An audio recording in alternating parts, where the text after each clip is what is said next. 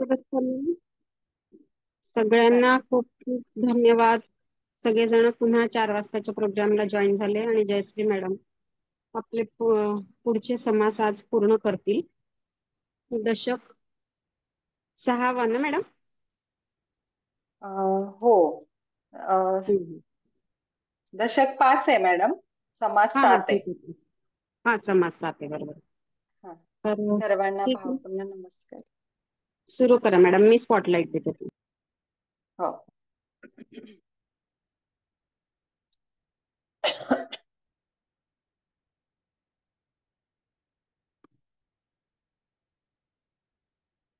ठीक आहे करा. हो. सर्वांना भावपूर्ण नमस्कार. ब्रह्मांडीय ऊर्जेला कोटी कोटी नमन. ग्रुप एनर्जीला कोटी कोटी वंदन. श्री समर्थ यांच्या चरणी वंदन करून मी सुरुवात करते. तर आजचा आपला दशक 5 आहे, समाज 7, बुद्ध लक्षण. तर याच्यामध्ये या समासात आहे ना, माणूस बद्ध म्हणजे काय याबद्दल सांगितले आहे. माणूस बद्ध म्हणजे काय? तर बद्ध म्हणजे ज्ञानाशिवाय किंवा कर्मानुसार जगत असलेले जीव आणि परब्रह्मापासून दूर असलेले, या समासात त्यांची लक्षणे सांगितले. म्हणजे माणसाचे स्वभाव, कर्म आणि ते परिणाम याबद्दलची माहिती सांगितली आहे. बद्ध म्हणजे काय? तर बद्ध जीवन ज्ञानाशिवाय किंवा कर्माच्या बंधनात अडकलेला असतो. तो परब्रह्मापासून दूर असतो आणि त्याला स्वतःचे ज्ञान नसते. आता बद्ध जीवाचे लक्षण काय आहेत ते बघूया आपण. बद्ध जीव स्वभावाने अहंकारी, लोभी, मत्सर, अं, असा कामुक असतो आणि तो जन्म घेतो आणि कर्माच्या परिणामांना सामोरे जातो. आता बद्ध जीवनातून मुक्त होण्याचा मार्ग कोणता आहे? तर ज्ञानाने आणि भक्तीने आणि योग साधनेने बद्ध जीवनातून मुक्त होऊ शकतो, असं ह्या समासामध्ये सांगितलेलं आहे. तर आता आपण सविस्तर जाणून घेऊया. श्री समर्थ म्हणतात की ही जी चराचर सृष्टी आहे त्यात अपार जीवांची गर्दी झालेली आहे. यातील मनुष्याचे 4 प्रकारात वर्गीकरण केले आहे. आता हे 4 प्रकार कोणते तर आणि त्यांची लक्षणे काय? ते तू ऐक. आता बद्ध मध्ये संसार चक्रात अडकलेला, मुमुक्षु म्हणजे मोक्षाची इच्छा करणारा, साधक म्हणजे साधना करणारा आणि सिद्ध म्हणजे मोक्ष प्राप्त झालेला, हे 4 प्रकार तू जाणून घे. सर्व चराचर सृष्टीत या 4 प्रकाराहून 5वा प्रकार नाही. असो, आता या सर्व प्रकारांचे वर्णन करूयात. बद्ध म्हणजे काय? मुमुक्षुचे लक्षण काय? साधक कोण, सिद्ध कोण, हे कसे बरे ओळखावे ते ऐक. श्रोत्यांनी सावधान व्हावे. येथे प्रथम बद्ध कोणते सांगून नंतर पुढे मुमुक्षु, साधक व सिद्ध यांचे वर्णन केले जाईल. आता बद्ध कसा असतो तर उदाहरण दिले इथं. अंधारात चाच पडणाऱ्या आंधळ्या माणसासारखी बद्धाची अवस्था असते. तो अज्ञान रूपी अंधारात चाचपडत असतो. अंध्या माणसाला डोळे नसल्याने दाही दिशा जशा शून्यकार भासतात ना, तशी या बद्ध माणसाची स्थिती असते. चांगले चांगले कर्म, वाईट कर्म, धर्म व अधर्म इत्यादी जणू काही त्याला दिसतच नाही. आणि मग त्याप्रमाणे सोपा असा परमार्थ मार्ग तोही त्याला दिसत नाही, असा सांगितले बद्धाबद्दल. त्याला खरे शास्त्र, सत्संगती, सत्पात्र किंवा अत्यंत पवित्र असा सन्मार्ग यापैकी काहीच दिसत नाही. आता म्हणजे त्याच्या अंतःकरणात त्याचा देह पवित्र स्वच्छ नसतो किंवा लोकांशी मृदू भाषण करून करून त्यांना अं नवविणे ही त्याला म्हणजे त्याला विनवणी पण जमत नाही. किंवा ज्याला देवासंबंधी निश्चयात्मक ज्ञान नसते, संतांचा विवेक किंवा मायेचे कौतुक याबद्दलही काहीच माहित नसते, त्याला बद्ध असे म्हणावे म्हटले. किंवा मग बंधन कसे असते, मुक्तीचे लक्षण कोणते, आत्मवस्तू कशी विलक्षण असते, हे ज्याला कळत नाही तो बद्ध. म्हणजे शास्त्रास्त्राचे श्रवण केले तरी जो ज्याला कळ तरी तो ज्याला कळत नाही, ज्याला स्वतःचा स्वार्थ कोणता हे कळत नाही, अथवा संकल्पाने जीव कसा बद्ध होतो हे कळत नाही, तो बद्ध असा जाणावा, असं सांगितले बद्धाचे लक्षण. आता बद्धाचं मुख्य लक्षण म्हणजे त्याला आत्मज्ञान नसते. याखेरीज तीर्थ, व्रत, दान, पुण्य हे त्याला काही माहित नसतं. आणि काय सांगितलंय तर त्याच्या ठिकाणी दया, करुणा, आर्जव, मैत्री, शांती, क्षमा इत्यादींचा पण अभाव असतो. ज्याला आत्मज्ञान नसते त्याच्याजवळ ज्ञानाची लक्षणे कशी असणार, ज्याच्या अंगी अनेक कुलक्षणे असतात तो बद्ध जाणा. त्याच्यानंतर अतिकाम, अतिक्रोध, अतिगर्व, अतिमद, अति भांडखोरपणा, अतिखेद असे ज्याच्यात गुण असतात असे तो बद्ध जाणावा असं सांगितलं आहे. अत्यंत अभिमान, अति गर्व, अति अहंकार व अत्यंत वटवट व कुकर्माचा मोठा साठा ज्याच्याजवळ असेल तो बद्ध जाणावा.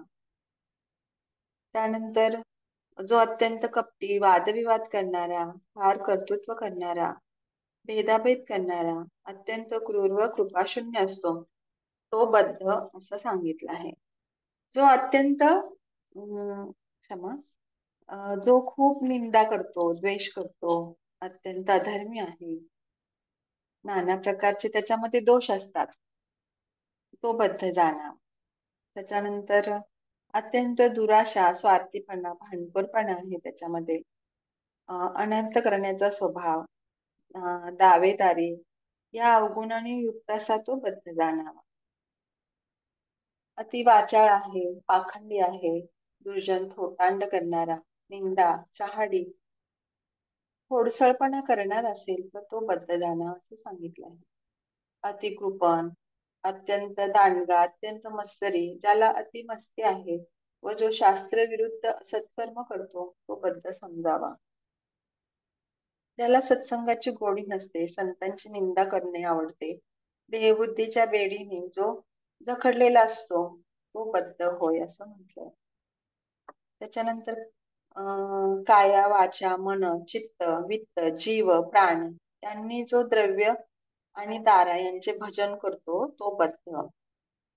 जो आपला सर्व वेळ संसार चिंता करण्यात घालवतो, दुसऱ्या वेळेत वेळ गेला तरी व्यर्थ गेला, दुसऱ्या गोष्टीत वेळ गेला तरी व्यर्थ गेला असे ज्याला वाटते ना, व जो सर्व काळ प्रपंचाच्या कथा करत असतो तो बद्ध जाणावा असं म्हटलं आहे.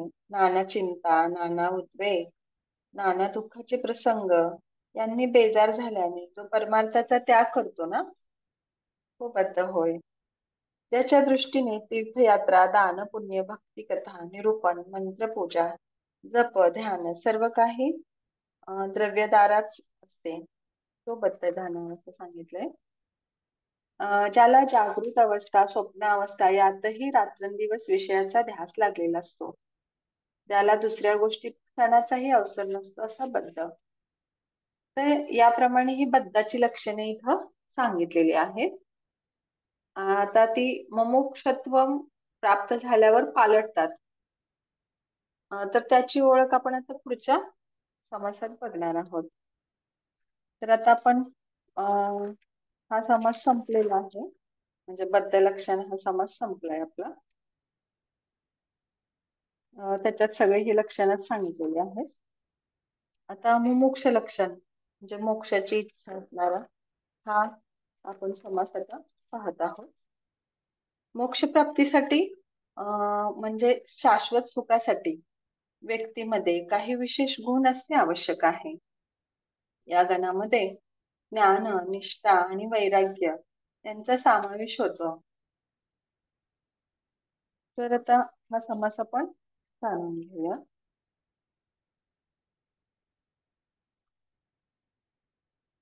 एकच मिनिट.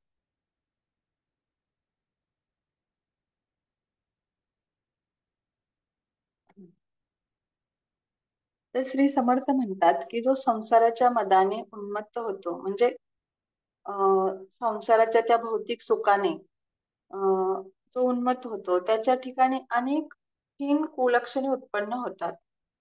मग अशांचे मुखावलोकन केले तरी दोष लागतो. तर असा जो बद्ध प्राणी संसारात आणि अनियमितपणे वागत असतो, त्याला कालांतराने दुःख प्राप्त होते. तर असा या संसाराच्या दुःखामुळे जो दुखावला जातो, त्रिविध तापाने जो पोळतो, त्याने संतांच्या मुखाने अध्यात्म निरूपण ऐकले की त्याला पश्चाताप वाटू लागतो. मग ते प्रपंचाविषयी उदास होतो. त्याच्या मनाला सर्व विषयक भोग नकोसे वाटू लागतात व तो मनाशी म्हणू लागतो की आता या संसाराचा हव्यास पुरे झाला. हा सर्व प्रपंच नष्ट होणार आहे. त्यासाठी जे श्रम केले ते व्यर्थ गेले आहेत. आता आपल्याला आयुष्यातील उरलेला काळ तरी सार्थकी लावूया, असा त्या बुद्धिपूर्वक पश्चाताप होतो.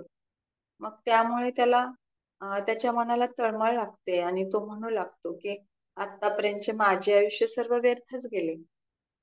पूर्वी त्याने जे अनेक दुष्कर्म केली त्याला आठवू लागतात आणि मग त्याच्या मनापुढे उभी राहू लागतात. मग त्याला यमयातनेचे स्मरण होते आणि आपल्या अगणित पापामुळे त्याच्या मनात भय देखील उत्पन्न होते. आता तो असा विचार करू लागतो, आतापर्यंत आपण अं पुण्याचा विचार केलाच नाही. आपल्या हातून डोंगरासारखी पापेच घडली. आता हा दुस्तर असा संसार कशा रीतीने तरून जाता येईल.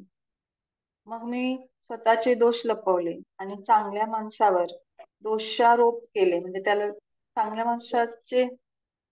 माणसावर दोष दाखवले किंवा त्याच्यावर दोष केले.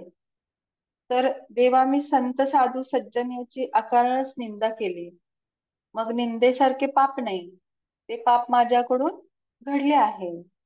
माझे अवगुण दोष इतके आहेत की त्यात आकाशही बुडून जाईल. आता मी संतांना ओळखले नाही, भगवंताची कधी पूजा अर्चा केली नाही, हे जे अतिथी आहेत त्यांना कधी संतुष्ट केले नाही. पूर्व पापामुळे यातील काहीच माझ्या हातून घडले नाही. माझे मन सदा कुमार्गाकडेच प्रवृत्त झाले. सत्कर्मासाठी मी कधी शरीर शिजवले नाही, कधी परोपकार पण केला नाही आणि सदाचाराने पण कधी वागलो नाही.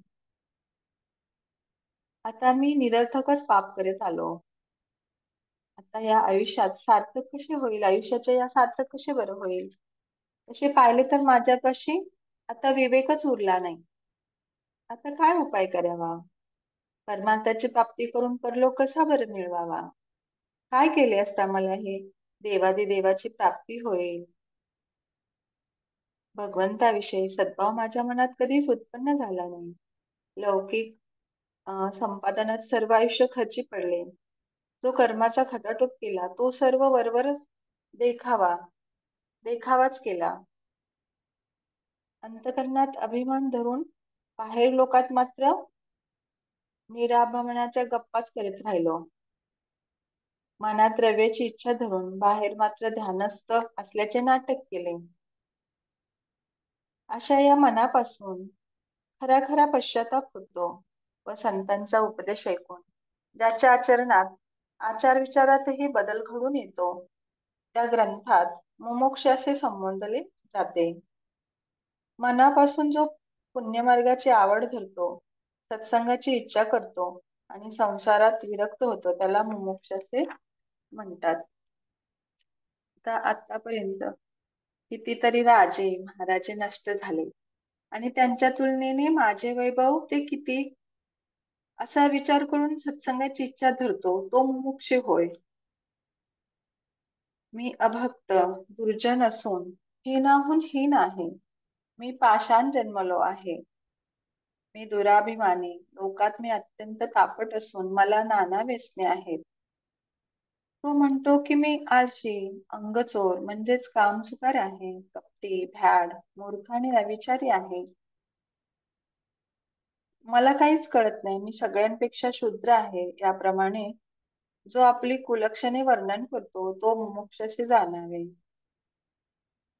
मी अत्यंत स्वार्थी आहे, मी अनर्थ करणारा आहे, मी परमार्थी नव्हेच, मी अवगुणांची रास आहे, मी व्यर्थ जन्माला आलो आहे आणि भूमातेस भार झालो. अशी आपली वारंवार निंदा करतो. त्याला संसार त्रासदायक वाटू लागतो व सत्संगाची गोडी लागल्याने त्याचा हव्यास जो धरतो तो मुमुक्षू होय. पण त्याने त्याचे समाधान होत नाही. हे सर्व ज्ञान अनुमानाचेच आहे असे त्याला वाटते. मग तो म्हणतो आता संतांना शरण जाऊया. मग देहाभिमान, कुळाभिमान, द्रव्याभिमान आदी अनेक प्रकारच्या अभिमानांचा त्याग करून मुमुक्षू संतचरणी अनन्य भावाने शरण जातो. आणि जो अहमतेचा सर्वस्वी त्याग करतो, अहमचा, आणि स्वतःची नाना प्रकारे निंदा करतो आणि मोक्षाची अपेक्षा करतो, त्याला मुमुक्ष म्हणावे. त्याला थोरपणाची लाज वाटू लागते. जो परमार्थासाठी देह झिजवतो आणि ज्यांच्या संतचरणी दृढ विश्वास असतो तो मुमुक्ष होय. ज्याने संसाराचा स्वार्थ सोडलेला असतो आणि परमार्थाचा ध्यास धरलेला असतो, तो सज्जनाचा अंकित होण्याची इच्छा करतो, तो मुमुक्ष असं सांगितलं आहे. आता याप्रमाणे या संकेत चिन्हावरून मुमुक्षाला ओळखावे. आता यापुढे साधकाची लक्षणे, साधकाची लक्षणे सांगितली, म्हणजे साधक कसा असावा. आता हा समास इथे संपलेला आहे. आता समास 9 आहे आपला, साधक लक्षण. तर यामध्ये साधकाला म्हणजेच भगवंताचे चिंतन करणाऱ्या व्यक्तीला प्राप्ती होणारी 9 लक्षणे दिली आहेत. ही लक्षणे म्हणजे भगवंताच्या भक्तीत आणि योग साधनेत प्रगती करत असताना साधकाला येणारा सकारात्मक बदल आणि अनुभव असं सांगितलंय. तर ह्याच्यामध्ये 9 लक्षणं कोणती आहेत? तर सद्गुरु प्रेम सांगितले, भगवंताचे चिंतन, आत्मसाक्षात्कार, सत्वगुण, निष्ठा, श्रद्धा, भक्ती, योग आणि विशुद्धी, हे 9 गुण सांगितलेले आहे ह्याच्यामध्ये. आता सद्गुरु प्रेम, तर हे सद्गुरु प्रेम म्हणजे अं सद्गुरु आणि भगवंतावर प्रेम करणे, त्याच्यावर पूर्ण विश्वास ठेवणे आणि त्याच्या मार्गदर्शनाचे पालन करणे असं सांगितले. आता भगवंताचे चिंतन, तर नेहमी भगवंताचे स्मरण करणे, त्याबद्दल विचार करणे आणि त्याच्याशी जोडले राहणे. तिसरा आहे तो आत्मसाक्षात्कार सांगितलाय. स्वतःच्या आत भगवान आहे हे जाणणे म्हणजे आत्मसाक्षात्कार. आणि चौथा सत्वगुण आहे. सत्वगुणाचे लक्षण म्हणजे शुद्धता, एकाग्रता आणि सत्यता. आणि पाचवा आहे तो निष्ठा आहे. निष्ठा म्हणजे भगवंतावर आणि आपल्या मार्गावर दृढ विश्वास ठेवणे व त्यात टिकून राहणे, ही निष्ठा सांगितली. आणि त्यानंतरचा आहे तो श्रद्धा आहे सांगितले. श्रद्धा श्रद्धा ठेवणे असं सांगितलं आहे.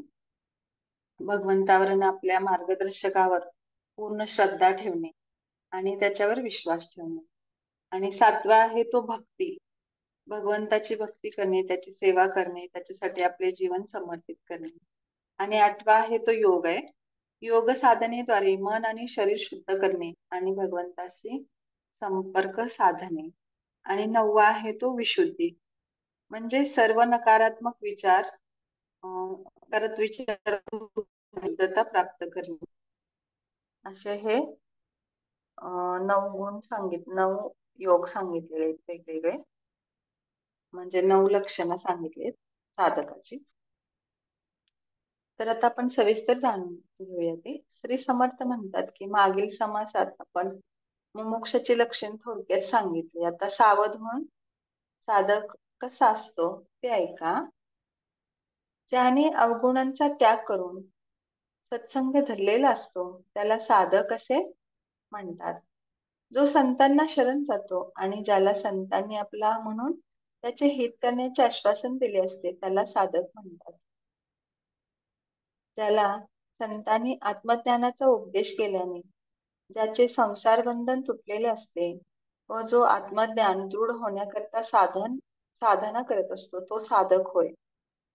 म्हणजे स्वतःच्या आत्म्याचं ज्ञान वाढवण्यासाठी जो प्रयत्न करतो, साधना करतो, तो साधक होय. जो श्रवणाची आवड धरतो आणि अद्वैत निरूपणात ज्याला गोडी वाटते व त्यावर मनन करून जो गूढ व खरा अर्थ बरोबर जाणून घेतो तो साधक होय. संतांच्या समुदायात सारासार विचाराचे विवेचन होत असता जो जो तत्पर होऊन मनपूर्वक श्रवण करतो, संदेह नाहीसा करून जो दृढ निष्ठेने आत्मज्ञानाकडे वळतो तो साधक होय. बघा साधकाचं किती छान वर्णन केलंय की म्हणजे जो आत्मज्ञानाकडे आत्म्याच्या ज्ञानाकडे वळतो तो साधक म्हणून सांगितलंय.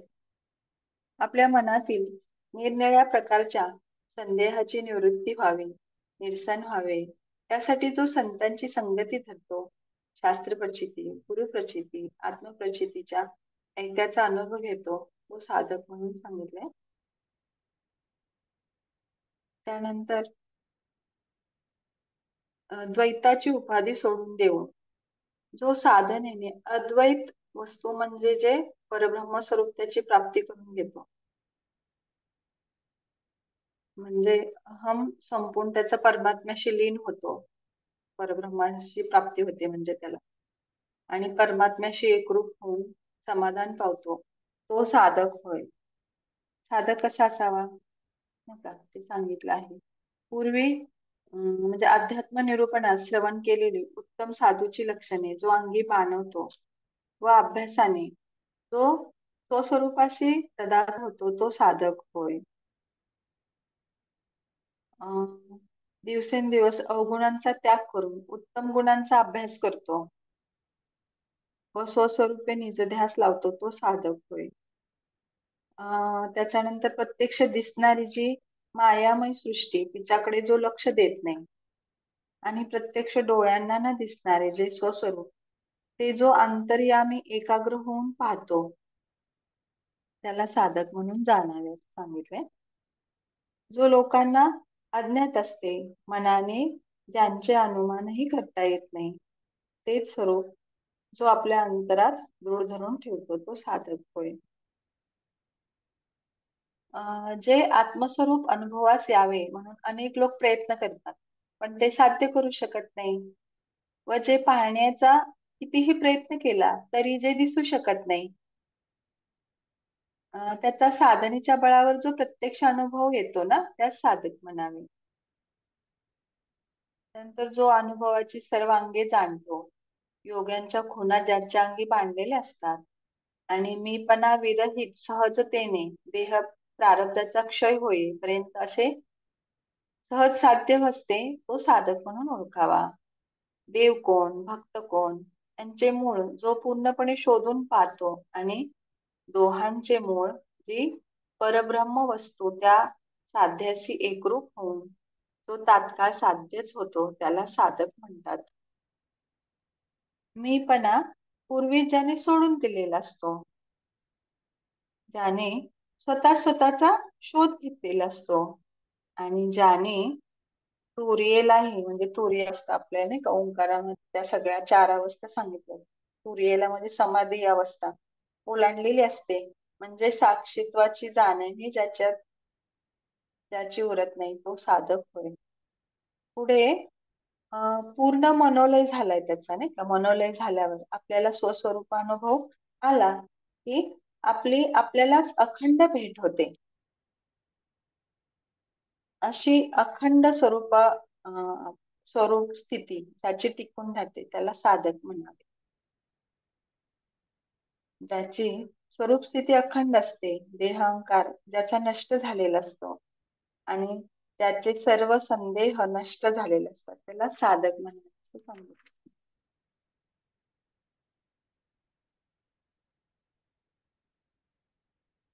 एखाद्या स्वप्नात भय वाटते ते तो जागृत झाल्यावर राहत नाही नाही का, स्वप्न पडतं, त्याच्यात भीती वाटते आणि उठल्यावर ते राहत नाही. त्याप्रमाणे सर्व पाच भौतिक सृष्ट्या नाही, क्षमा, पंचभौतिक सृष्टी मिथ्या आहे असा ज्याचा निर्धार होतो त्याला साधक म्हणावे. मायेने निर्माण केलेले दृश्य जगत प्रत्यक्ष दिसते म्हणून सामान्य लोक त्याला प्रमाण म्हणतात, पण स्वानुभवाने ते मिथ्या आहे असे जो जाणतो तो साधक. झोपेतून जो जागा होतो तो स्वप्नभयातून मुक्त होतो. तसा अविद्यारूपी मायेचा त्याग करून साधक स्वस्वरूपाच्या ठिकाणी जागृत होतो. साधक कामवासनेतून मुक्त झालेला असतो, क्रोधापासून तो दूर गेलेला असतो आणि मद मत्सर यांना त्याने दूर लोटलेले असते. असाला साधक म्हणावे. आता विरक्तीच्या बळावर लौकिकाची पर्वा करत नाही, वैभवास लाथाडतो आणि महत्वास झिडकारून टाकतो. तसेच साधक विकल्पाचा वध करतो, सर्व भूतांचा विरोध तोडून टाकतो. साधक भवभयाला नष्ट करतो, काळाची टांग मोडतो. आत्मदान झाल्याने तो जन्ममृत्यूच्या मस्तकावर आघात करून ते फोडतो. देहबुद्धीचा नाश करतो, संकल्परहितही होतो आणि कल्पनाच करणे बंद करतो. असा साधक होय. साधक गर्वावर गर्व करतो, म्हणजे प्रथम मी देह, हा अहंकार होतो त्याला. तो जाऊन मी ब्रह्म आहे हा अभिमान तो धरतो. स्वार्थ अनर्थी घालतो, म्हणजे तो निस्वार्थी बनतो. साधक शास्त्रशुद्ध मार्गाने अनर्थाला म्हणजेच दुर्दैवाला ठार करतो. द्वेषाला तो हद्दपार करतो, नास्तिकपणाचे नरडे तापतो आणि कर्तृत्वाचे मनात धाक उत्पन्न करतो. असा साधक होय.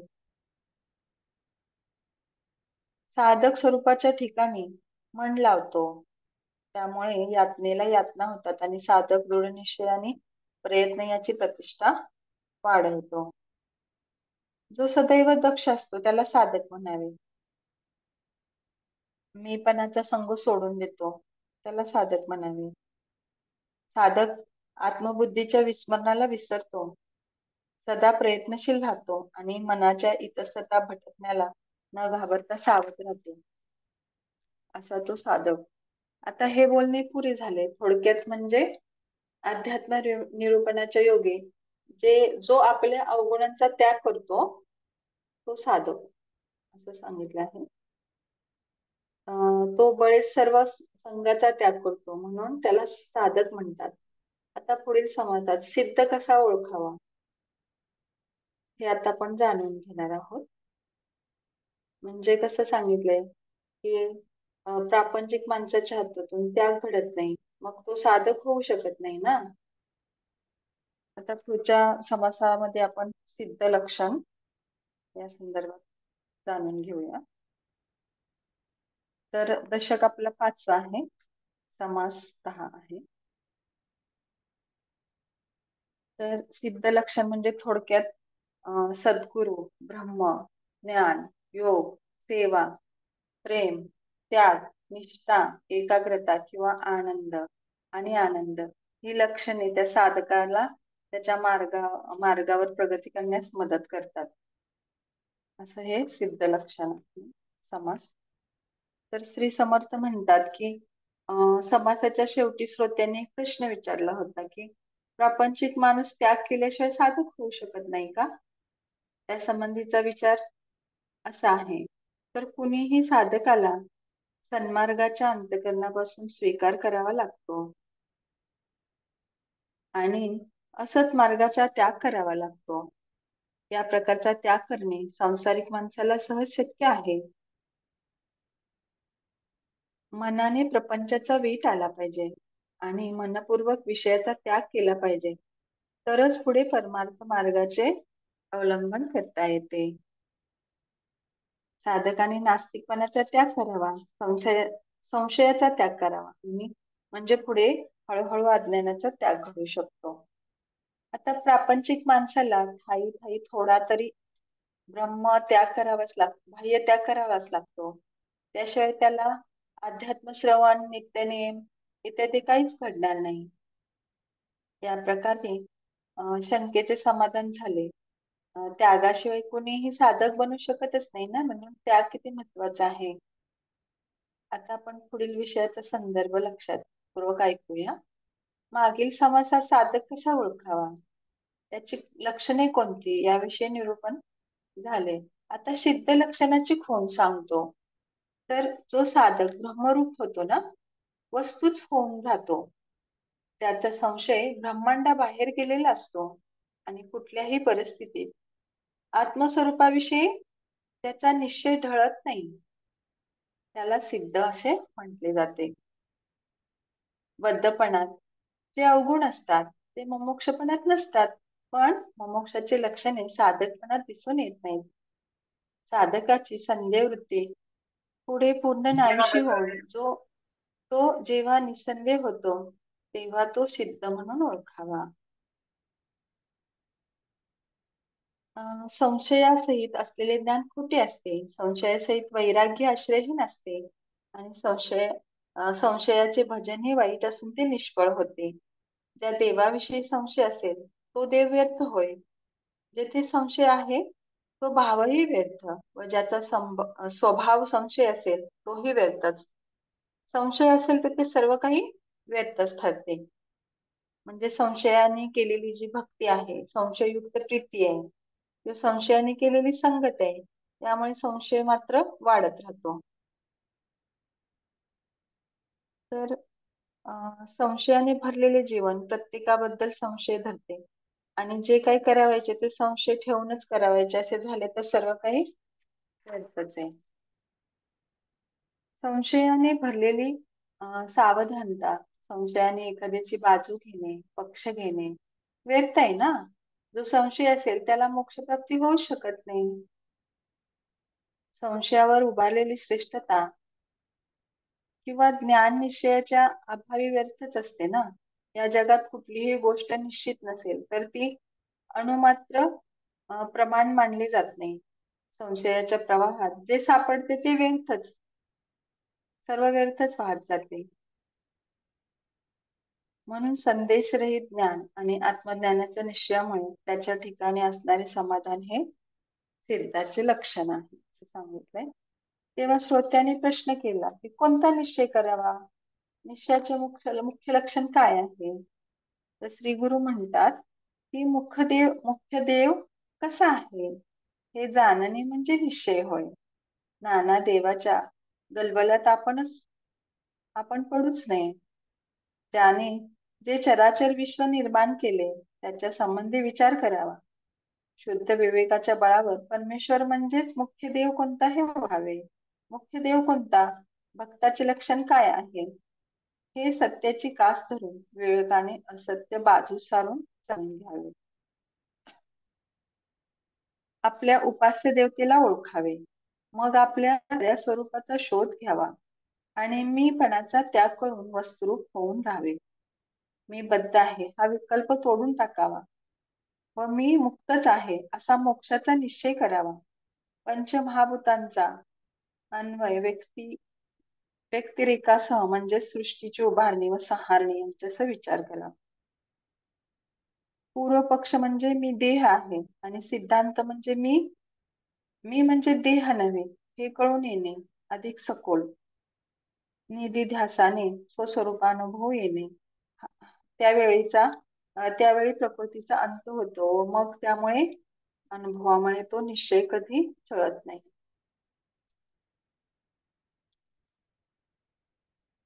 मी देह असे वाटते त्यामुळे संशय उत्पन्न होतात, मग ते समाधान सीन करतात. म्हणून मी आत्मा आहे हा निश्चय कधीही ढळू देऊ नये. बघा आपण पण असं समजतो ना, मी आत्मा आहे. आत्मज्ञान स्वयंसिद्धच आहे, पण त्याचे विस्मरण झाल्याने मी देह असा देहाभिमान उत्पन्न होतो व त्यामुळे संदेह होतो. म्हणून मी आत्मा आहे असा दृढ निश्चय करावा, म्हणजे शाश्वत समाधान लागते. मी देह आहे ही देहबुद्धी जर दृढ झाली तर विवेकाची शुद्धी उडते आणि विवेक लोपतो. म्हणून आत्मबुद्धी सदृढ करावी. आत्मबुद्धीचा निश्चय शब्दनानाने दृढ होत नाही, तर स्वस्वरूपानुभव आल्याने आत्मबुद्धी दृढ होते. हेच मोक्षरूपी लक्ष्मीचे ऐश्वर्य होय. म्हणून मी आत्मा आहे हे कधीच विसरू नये. आतापर्यंत निश्चय म्हणजे याचे लक्षण सांगितले, पण संतांना शरण गेल्याशिवाय सर्व संशय नष्ट होतात. आता हे बोलणे पुरे झाले. आता सिद्ध पुरुषाची लक्षणे ऐका. जो पूर्ण निसंदेह होता सिद्ध नाही, मग संदेह कुठला? म्हणून सिद्ध हा नेहमी निसंदेह असतो. देहाचा संबंध जिथे असतो तेथे त्रिगुण असतात, म्हणून लक्षणांची उणीव नसते. देहातीत असतो तो गुणातीतही असतो. तर त्याची लक्षणे सांगणार आहे ती कशी? जे डोळ्याने म्हणजेच इंद्रियांनी जाणता येत नाही, जे इंद्रियातीत आहे त्याची लक्षणे कशी सांगणार? सिद्ध ही निर्मळ आत्मवस्तूशी एकरूप होतो, तर त्याची लक्षणे कशी असणार? लक्षणे त्रिगुणांच्या योगे भासतात आणि आत्मवस्तू तर गुणातीत असते. सिद्ध हा परमात्मा परमात्मा स्वरूप असतो, म्हणून तोही गुणातीत असतो. हेच त्याचे लक्षण आहे. तर हा आपला दशक 5वा संपलेला आहे. म्हणजे सिद्ध लक्षण समास इथे झालेला आहे, पूर्ण झालेला आहे. मॅडम नमस्कार, माझं समास 10 हे पूर्ण झाले. हो मॅडम, छान तर सांगितले सगळे सर्वांचे खूप म्हणजे. खूप धन्यवाद. धन्यवाद सगळ्यांना, आणि तुम्हाला पण खूप धन्यवाद. खूप सुंदर आणि छान असं समजून सांगितलं तुम्ही. आवाजात तर गोडवा आहेच तुमच्या. तर खूप खूप सर्व धन्यवाद. तर सर्वजण आपण येऊन शांततेत ऐकले त्याबद्दल धन्यवाद. खूप छान सांगितलं रोज. धन्यवाद.